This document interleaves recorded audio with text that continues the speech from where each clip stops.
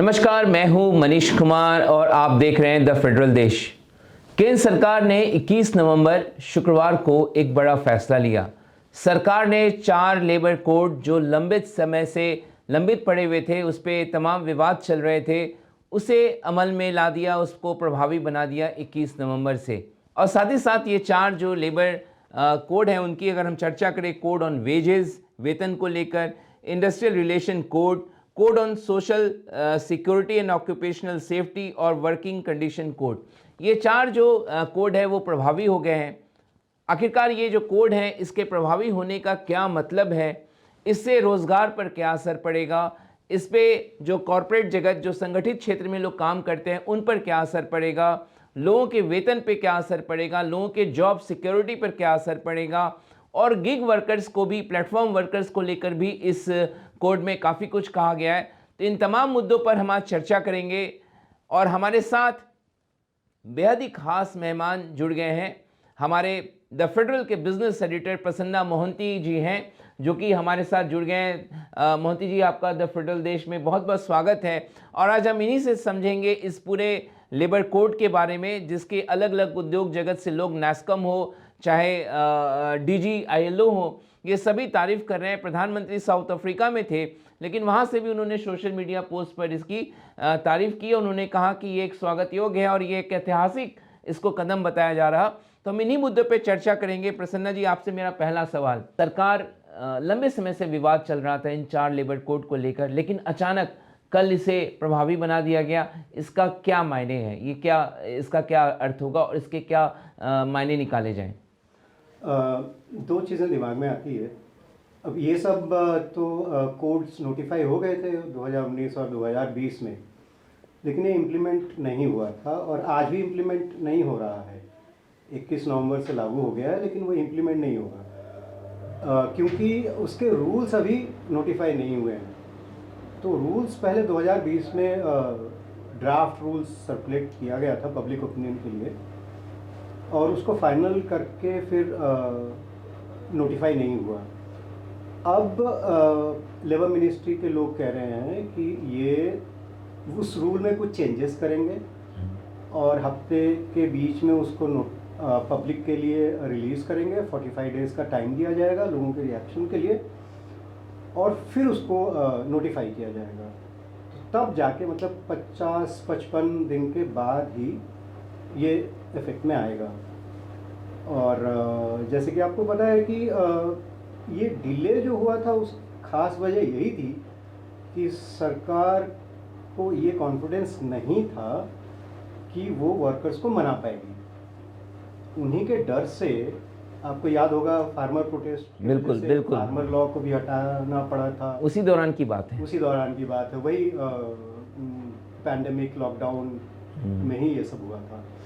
और बिना widely consult किए स्टेक होल्डर से, स्टेट से, ये कंकरेंट सब्जेक्ट है, बिना कोई कंसल्टेशन का इसको लाया गया था। तो ये दिखा, और अब तक नहीं लागू किया गया था, तो उनको डर था ही और वर्कर्स कई बार स्ट्राइक और प्रोटेस्ट पे गए। तो अब जहाँ तक लगता है कि ये बिहार के विन के बाद एक बहुत कॉन्फिडेंस आ गया है केंद्र सरकार को कि शायद हम अब हैंडल कर सकते हैं इसको बेहतर तरीके से, या हमारे पास इतना स्टेट से सपोर्ट मिलेगा और ये सब। और दूसरी बात जो है, जैसे कि सरकार के लोग भी कह रहे हैं कि अब आप देखिए फर्स्ट क्वार्टर में तो 7.8 GDP ग्रोथ हो गई, जो किसी की उम्मीद नहीं थी। लेकिन बाद में आप देखेंगे तो वो 7.8 से घट के 6.2 में जा रही है, प्रोग्रेसिवली कम हो रहा है। अगले ही हफ्ते दूसरे तिमाही का भी GDP डेटा आने वाला है। हाँ, और तो वो 7% उसको RBI ने प्रोजेक्ट किया था। 7.8 से 7%, फिर 6.4, फिर 6.2। और दूसरी बात है, आपको पता है कि FDI जो 355 मिलियन में पहुंच गया था FY25 में, 96% से भी ज़्यादा ड्रॉप हुआ था। तो प्राइवेट कैपेक्स तो हो नहीं रहा है कुछ। आज ही अखबारों में खबर है कि पिछले 4 क्वार्टर से सितंबर क्वार्टर तक ये जो प्राइवेट सेक्टर प्रोजेक्ट अनाउंस करती है और फिर उसको विड्रॉ कर लेती है, वो बढ़ता जा रहा है। और वो पैंडेमिक से पहले 2019 का जो सबसे लोएस्ट लेवल था, मतलब सबसे हाईएस्ट लेवल था विड्रॉ करने में, जो इन्वेस्टमेंट इंटेंट होता है, डिक्लेयर करते हैं कि हम ये करेंगे, किया नहीं हुआ है, और फिर उसको वो विड्रॉ कर लेते हैं, तो ये उस लेवल से भी ज़्यादा चला गया है।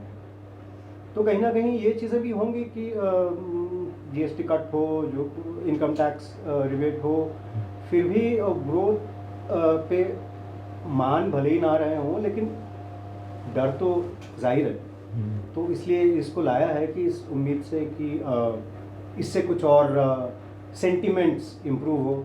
आपको लगता है कि ये क्या इन्वेस्टमेंट बढ़ाने के लिए, फॉरेन इन्वेस्टर्स को न्योता देने के लिए, डोमेस्टिक जो इन्वेस्टर्स हैं, जो कॉरपोरेट सेक्टर है, वो ज़्यादा निवेश करें, इसके लिए ये नीति लाई गई है? आप अगर देखें इसमें जो प्रोविजंस हैं, फॉर एग्जांपल ये हायर एंड फायर वाले में पहले 100 से ज़्यादा वर्कर्स जहाँ होते थे वहाँ पे सरकार से परमिशन लेना होता था, अभी वो बढ़ा के 300 हो गया। इसका मतलब हुआ कि जो 300 से कम वाले जितने हैं उनको सरकार से परमिशन नहीं लेनी पड़ेगी, तो वो तो हायर एंड फायर कर सकेंगे आराम से, कर सकेंगे। बट तो सर एक बात और बताइए, एमएसएमई तो इस दायरे से बाहर हो गया कंप्लीट? कंप्लीट नहीं, बट काफ़ी सारे होंगे स्मॉल एंड माइक्रो वाले। लेकिन आप बताइए, तो ये स्मॉल के लिए है, स्मॉल और मीडियम भी नहीं कहूँगा, स्मॉल ही कहूँगा, या माइक्रो। तो ये बड़े कंपनीज, फॉरेन कंपनीज, एफडीआई वाला, उसका जैसा तो कुछ लग नहीं रहा। ये हमारे यहाँ जो लघु उद्योग है, स्मॉल इंडस्ट्रीज हैं, उनके लिए फ़ायदा है। तो सर प्रसन्ना जी, एक और बात बताइए, जब हम लघु उद्योग एमएसएमई की बात करें, देश में तो सबसे ज़्यादा जो रोज़गार जनरेट करता है वो तो हमारे एमएसएमई है, और वहाँ पे अगर जॉब इनसिक्योरिटी इतना ज़्यादा अगर बढ़ जाएगी तो इसको आप किस तरीके से देखते हैं? देखिए, फ़िलहाल जो अभी का लॉ है कि 100 से ज़्यादा वर्कर हो तो वहाँ पे सरकार से परमिशन लेनी पड़ेगी अगर आप लोगों को निकालते हैं। वो बढ़ के 300 ही तो हुआ है। दूसरी बात ये है कि आए दिन आप अखबार में पढ़ते हैं, पिछले कई सालों से पैंडेमिक के बाद ही इतने हज़ार लोग आईटी कंपनी से निकाल दिया। अभी अमेजोन ने अनाउंस किया 14,000 लोगों को निकाल। रोक कौन रहा है उनको? कानून तो है आपके पास। टीसीएस से लेकर इन्फोसिस से लेकर कितनी आईटी कंपनीज हैं, उन्होंने काफ़ी संख्या में ले ऑफ किया है। बिल्कुल, तो रोका कौन है? तो ये मतलब उस सेंस में बहुत ज़्यादा फायदा नहीं, चेंज नहीं होगा, क्योंकि अभी भी सारी सरकारें, चाहे वो सेंटर हो, स्टेट्स हों, और आज से नहीं 91 के लिबरलाइजेशन के बाद से ही बहुत लिबरल रहे हैं इस मामले में, अलाउ करते हैं, रोक नहीं देते हैं। भले 300 का सरकार ने लिमिट कर दिया है, लेकिन लोग हज़ारों की संख्या में भी फायर कर सकते हैं, उनको सरकार से बगैर मंजूरी लिए हुए लोग करते रहेंगे, कर रहे हैं। तो ये सिंबॉलिक है, एक सेंटिमेंट वाली बात है, उससे बहुत ज़्यादा कुछ फ़र्क नहीं पड़ने वाला है। तो एक बड़ा मुख्य सवाल जिस पे लगातार कल प्रधानमंत्री से लेकर सरकार के अलग अलग लोग और इंडस्ट्री, मैंने नैस्कॉम के भी स्टेटमेंट देखे, सभी लोग कह रहे हैं कि इससे निवेश बढ़ेगा, जॉब सिक्योरिटी बढ़ेगी, इन्वेस्टमेंट आएगा। आप इसको किस तरीके से देख रहे हैं? क्या वाकई में ऐसा होने जा रहा है देश में? मैं नहीं बता सकता, और क्या असर पड़ेगा वो बाद में पता चलेगा। ये कोई बहुत ड्रामेटिक ट्रांसफॉर्मेशन या रिफॉर्म नहीं है, इंक्रीमेंटल है, इम्प्रूवमेंट है। आपने हायर एंड फायर में थोड़ा सा लिबरलाइज कर दिया, आपने मिनिमम वेजेस को यूनिवर्सलाइजेशन करने की बात कही, या सोशल सिक्योरिटी की बात कही गिग प्लेटफॉर्म और होम बेस्ड वर्कर्स के लिए। तो वो सब जब होगा तब पता चलेगा, अभी तो कुछ हुआ नहीं है, अभी हवाई बातें हैं। और बहुत बड़े लेवल पे एफडीआई लेके कोई फॉरेन कंपनीज आ रही है, फॉक्सकॉन हो या एप्पल का कोई, या इस तरह कोई सेमीकंडक्टर के प्रोजेक्ट्स हों, तो उनको ये 200-300 का लिमिट में कुछ ज़्यादा फर्क पड़ने वाला नहीं है। तो एक जो महत्वपूर्ण बात कही जा रही है, जो 4 लेबर कोड आए हैं सरकार की तरफ से, प्रधानमंत्री की तरफ से, ये कहा जा रहा है कि आज के जो श्रम कानून थे, ये अब उस दौर में बनाए गए थे जब भारत को आज़ादी मिली 1930 से 1950 के बीच बनाया गया। और आज के तारीख में जो हम देश में इंडस्ट्रियलाइजेशन देख रहे हैं, अलग अलग सेक्टर्स उभर रहे हैं, गिग वर्कर्स ने एक इमर्ज हुआ है, प्लेटफॉर्म जो हो गया, और अब एआई का ज़माना आ रहा। उस दौर में अब ये कानून जो थे, पुराने श्रम कानून थे, वो अब बेकार हो चुके थे। आप इस बात से कितना सहमत हैं, और क्या आपको लगता है कि इस समय ऐसे नए कानून की दरकार थी? हाँ, रेशनलाइजेशन की ज़रूरत थी, क्योंकि अभी जो ये 4 कोड है तो 29 सेंट्रल लॉज को सबमर्ज करके, मतलब उनके जो सब प्रावधान थे उनको कोडिफाई किया है 4 कोड्स में। तो सिंप्लीफाई तो हुआ है, इसमें कोई डाउट नहीं है। एआई का तो अभी कानून ही बन रहा है, तो उसका तो इससे कोई लेना देना नहीं है। हाँ, ये सही मूव है कि ऐसा होना चाहिए। बहुत पुराने कानून और बहुत सारे कानून कन्फ्यूज़न क्रिएट करता है, तो उस सेंस में तो बहुत अच्छी चीज़ है। तो ये भी कहा जा रहा है कि भारत 2047 तक जो आत्मनिर्भर भारत का जो लक्ष्य रखा गया है, ये कानून उस लक्ष्य को हासिल करने में एक बड़ा कारगर साबित हो सकता है। नहीं, मुझे नहीं लगता है। ये कुछ थोड़ा जैसे सरकारें प्रचार करती हैं, बड़ी बड़ी बातें करती है, उसका एग्जैक्टली क्या ग्राउंड में इम्पैक्ट होगा ये अभी कहना मुश्किल है। बहुत ड्रामेटिक चेंजेस होने की तो उम्मीद है ही नहीं, क्योंकि वैसे कोई चेंज हुआ नहीं है ड्रामेटिक। बहुत माइनर से ट्वीकिंग हुआ है, सिंप्लीफाई रैशनलाइजेशन हुआ है, लेकिन बहुत ज़्यादा वैसे। अब आप देखिए, अगर आप मिनिमम वेजेस की बात करें तो हंड्रेड्स ऑफ मिनिमम वेजेस हैं सारे स्टेट्स के, तो आप एक यूनिफॉर्म अगर सेंट्रल लेवल पे लाते हैं तो बहुत अच्छी बात है। जैसे 18,000 शायद अभी है, और उसको 26,000 करने की बात है। 18,000 मिनिमम वेजेस जो सेंट्रल गवर्नमेंट ने जो वो कर रखा है, लेकिन अलग अलग राज्यों में अलग अलग वो मानक बने हुए हैं। हाँ, वो 2019 में एक वीवी गिरी इंस्टीट्यूट का एक पैनल बनाया गया था। उन्होंने 375 पर डे का रिकमेंड किया था, जिसको गवर्नमेंट ने एक्सेप्ट नहीं करी थी। तो पर डे का 375, तो आपको क्या होगा कि एक और कमेटी बनेगी, उसको तो एक्सेप्ट किया नहीं था 2019 में, अब बनेगी, वो फ्लोर रेट कितना तय करती है, तब पता चलेगा कि कितना बढ़ोतरी होगी। दूसरी बात यह है कि इसमें बहुत सारे लोग जो हैं वो इंक्लूडेड नहीं हैं। जैसे कि एग्रीकल्चर एस्टैब्लिशमेंट्स में 5 या उससे कम जो लोग काम करते हैं, वो इस दायरे में नहीं आते हैं। और मैंने ये डेटा देखी है एग्रीकल्चरल एस्टैब्लिशमेंट के, सबसे ज़्यादा तो उन्हीं यूनिट्स में लोग हैं। तो आप एक सब्सटेंशियल पोर्शन, और एग्रीकल्चर इनफॉर्मल लोग पेड है, जॉब है, तो उनको नहीं मिलेगा, तो वो एक्सक्लूड हो जाएंगे। एक्सक्लूड है। गिग वर्कर्स को आपने इंक्लूड किया ही नहीं है, हाउस होल्ड वर्कर्स को आपने इंक्लूड किया ही नहीं है। तो आपने आंगनवाड़ी और ये नरेगा वर्कर्स, ये सब मिलियंस में है, आशा, इन सबको आपने उसमें इंक्लूड नहीं किया है, वर्कर करके डिफाइन ही नहीं किया है, जबकि आशा, नरेगा ये सब सेंट्रल स्कीम में काम करते हैं। तो ये सब तो बच ही जाएंगे, तो जो भी बढ़ोतरी होगी वो मेजॉरिटी के लिए तो नहीं होगी। एक कल से लगातार सरकार की तरफ से वाहवाही हासिल करने की कोशिश की जा रही है, बटोरी जा रही है कि गिग और प्लेटफॉर्म वर्कर्स के लिए ये ऐतिहासिक है, क्योंकि जो भी कंपनियां उनको 1 से 2% अपने टोटल टर्नओवर का इनके बेटरमेंट के लिए उस पर खर्च करना होगा। हालांकि गिग वर्कर्स को वर्कर्स का दर्जा नहीं है, तो उनको वो सिक्योरिटीज़ जो एक दूसरे एम्प्लॉयज़ को, जो परमानेंट एम्प्लॉयज़ को मिलता है, वो कैसे मिलेगा?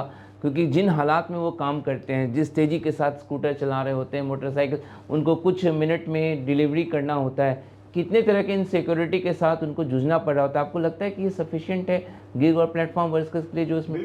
बिल्कुल नहीं, इसमें तो बिल्कुल है ही नहीं कुछ। पहले तो आपने उनको रिकॉग्नाइज नहीं किया, एम्प्लॉई या वर्कर जो यूएस और यूरोप यूरोपियन कंट्रीज़ ने किया है, उनको वो जो बाकी लेबर के राइट्स होते हैं वो दिया है, हमने तो रिकग्नाइज़ किया नहीं है। हमने तो उनको मिनिमम वेज के लिए भी रिकग्नाइज़ नहीं किया है। और ये जो गिग वर्कर्स हैं, तो ये जो होम डिलीवरीज़ हैं, उनका बहुत ज़्यादा नंबर है, क्विक कॉमर्स कॉमर्स, में आते बिल्कुल। हैं। अब आप उनसे बात कीजिए, एक-एक डिलीवरी का उनको 15-20 रुपए मिलता है, तो उनको बहुत घंटों तक काम करना पड़ता है बिल्कुल। ताकि उनकी जो बेसिक नीड्स वो पूरी हो सके। तो आपने ना तो उनको मिनिमम वेज का प्रॉमिस किया है, ना उनको वर्कर का दर्जा दिया है, ना ही उनको कोई उस तरह के सोशल सिक्योरिटी देने की बात करी है जो नॉर्मल परमानेंट वर्कर्स को होती है। आपने सोशल सिक्योरिटी की बात करी है, वो सोशल सिक्योरिटी में एक फंड बनने की प्रावधान है। उस फंड में प्लेटफॉर्म एग्रीगेटर्स जो हैं वो 2% तक अपना रेवेन्यू उसमें कंट्रीब्यूट करेंगे, सरकार भी कुछ करेगी शायद। तो उसमें से आप कितना दे सकते हैं? क्या आप पीएफ देंगे, आप प्रिविलेज लीव देंगे, ग्रेट्युटी देंगे, क्या देंगे? उसके लिए कोई क्लैरिटी नहीं है। वो कोई स्कीम बनेगी, इसमें प्रावधान है कि स्कीम बनाई जाएगी। तो जब स्कीम बनाई जाएगी, उसके टर्म्स एंड कंडीशंस क्या होंगे, उसके रिकमेंडेशंस क्या होंगे, उस पर डिपेंड करता है।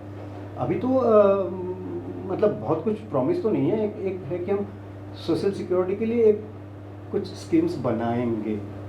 अब वर्कर नहीं का दर्जा नहीं दे रहे हैं हमको, मिनिमम वेजेस नहीं दे रहे हैं, तो जाहिर है आईएलओ में इसी साल जून में जो कन्वेंशन हुई थी, भारत सरकार ने अपोज किया, वो प्लेटफॉर्म वर्कर्स के लिए कन्वेंशन लाना चाह रहे थे। इसका मतलब ये है कि जब कन्वेंशन लाती है तो आईएलओ के जो मेंबर्स हैं, लगभग सारे कंट्रीज मेंबर्स हैं, तो वो एग्री करते हैं कि हम ये गाइडलाइन फॉलो करेंगे, ये रिकमेंडेशंस होते हैं, क्या क्या उनको फैसिलिटी मिलनी चाहिए, वेजेस, सोशल सिक्योरिटी, ये सब। तो इंडियन गवर्नमेंट वहाँ अपोज करके आ गई। तो अब क्या ग्राउंड में रियली कितना होना है उनके लिए फ़ायदा, वो आने वाले समय में देखने को मिलेगा। तो फीमेल्स के लिए, क्योंकि उनकी भी चर्चा हो रही है, तो प्रसन्ना जी, जैसे फीमेल्स हैं वो अभी तक सर्विसेज सेक्टर में तो वो नाइट शिफ्ट किया करती थी, अब उनको हज़ार्ड जो कोयला जैसे माइंस जैसी जो इंडस्ट्री है वहाँ भी वो नाइट शिफ्ट कर सकेंगी। आपको लगता है कि महिलाएं क्या भारत की तैयार हैं ऐसे सेक्टर में नाइट शिफ्ट करने के? मुझे तो लगता है कतई ही नहीं देनी चाहिए, कम से कम माइंस में तो बिल्कुल ही नहीं। अब आप देखिए, ये जो हमारा occupational health and safety code है, बिल्कुल। उसमें इन्होंने क्या किया है कि पहले था कि कोई भी इस्टेब्लिशमेंट हो जिसमें 10 या उससे ज़्यादा काम कर रहे हों और 20 या उससे ज़्यादा काम कर रहे हों, 20 मतलब जहाँ पे इलेक्ट्रिसिटी यूज़ होती है। अब उसका जो थ्रेशोल्ड उसको बढ़ा दिया गया है, 20 और 40 कर दिया गया है। यानी कि अब 20 और 40 से कम लोग अगर काम करते हैं तो हेल्थ और सेफ्टी का कोई प्रावधान करने की कोई ज़रूरत है नहीं। तो आप हेल्थ और सिक्योरिटी सेफ्टी को बढ़ावा दे रहे हैं या घटा रहे हैं? और महिलाओं को आप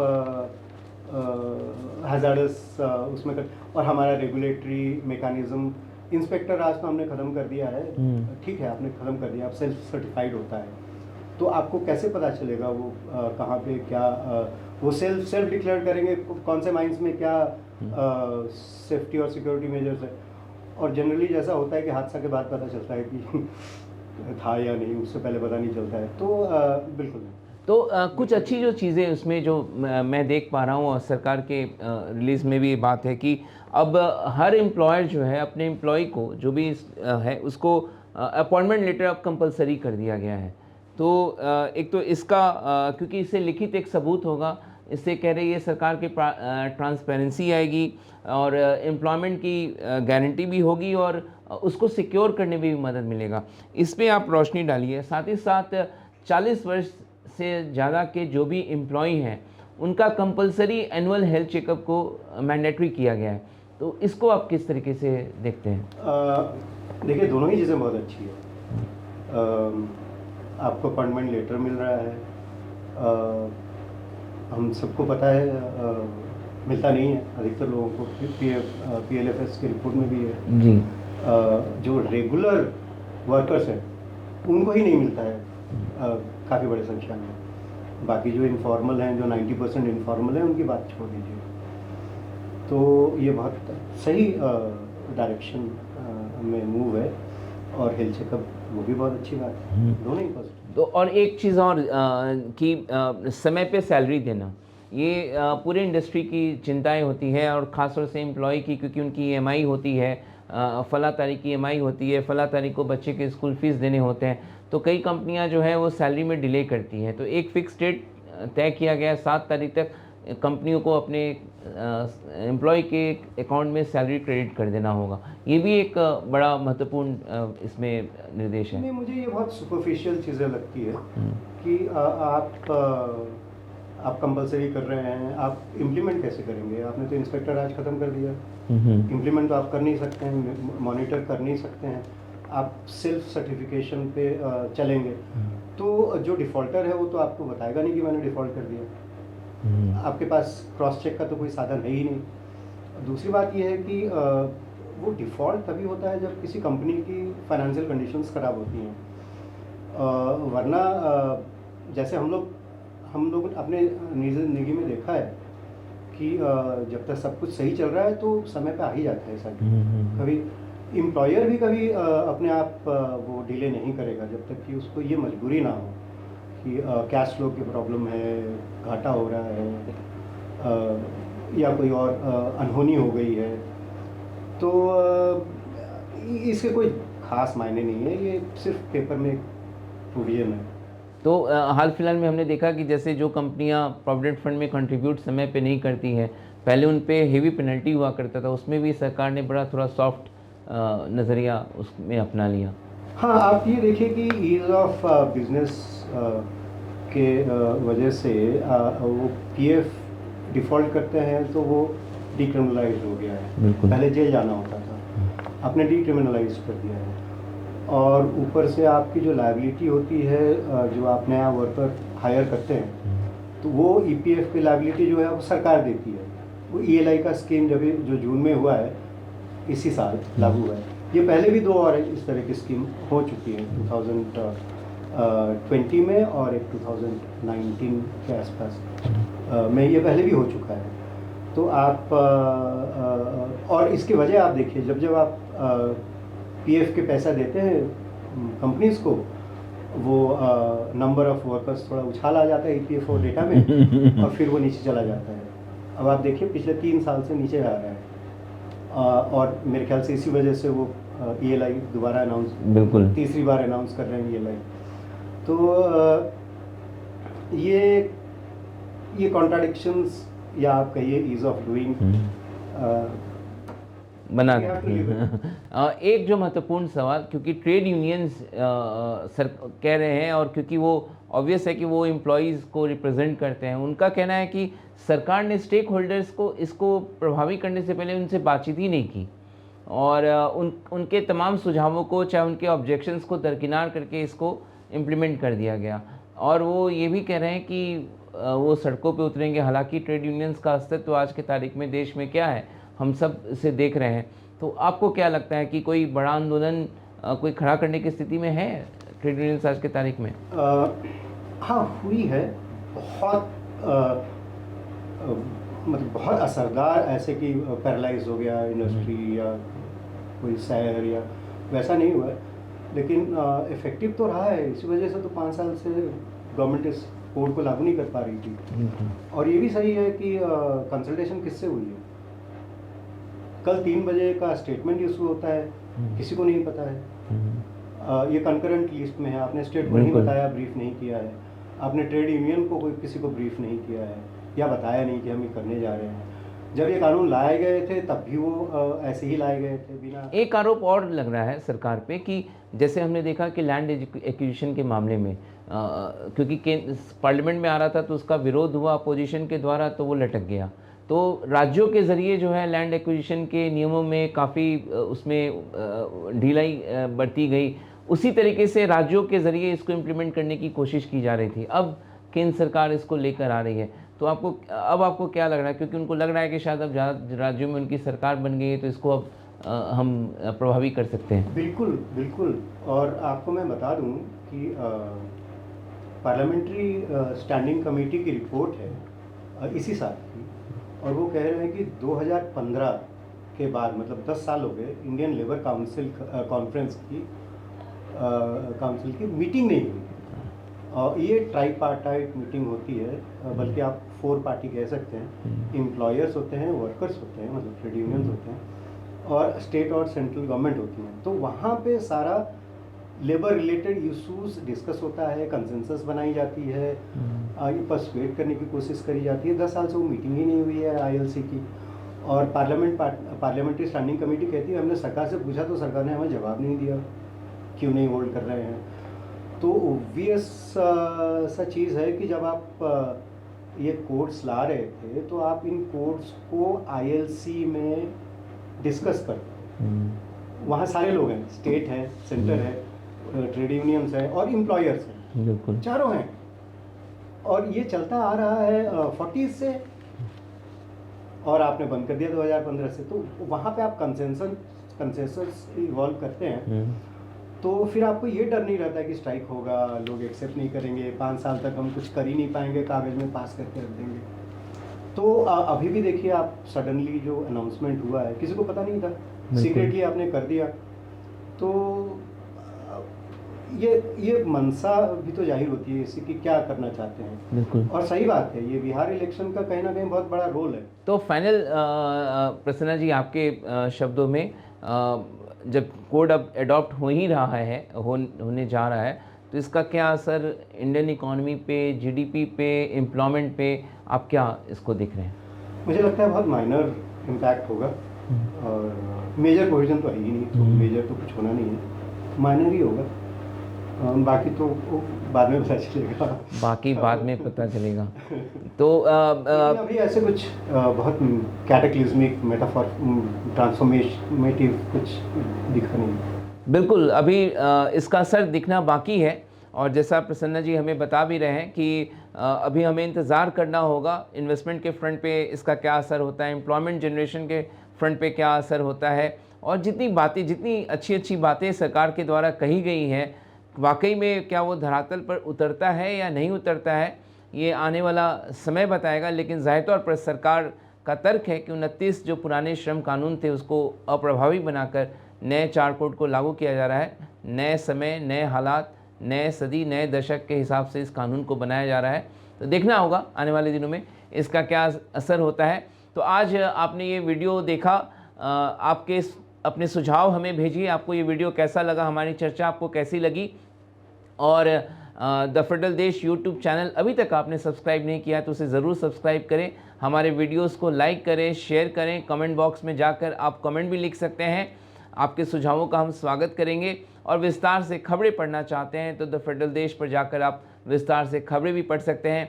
आज ये वीडियो देखने के लिए आपका बहुत बहुत शुक्रिया, और प्रसन्ना मोहंती जी हमारे साथ आज जुड़े, उनका भी बहुत बहुत धन्यवाद, शुक्रिया।